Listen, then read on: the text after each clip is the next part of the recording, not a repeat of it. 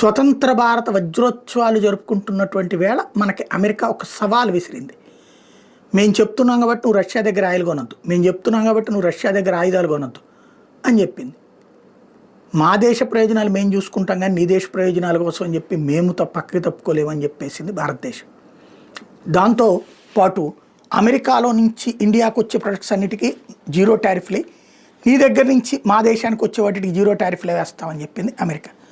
అట్లా చేస్తే నీ సరుకు మా దేశాన్ని చుట్టుముట్టేస్తుంది, మా వ్యాపార సంస్థలు పోతాయి. కాబట్టి మా దేశంలో దొరకని వస్తువులు మీ దేశం నుండి వస్తే తక్కువ రేటుకి తీసుకుంటాం, తక్కువ ట్యాక్స్ వేస్తాం.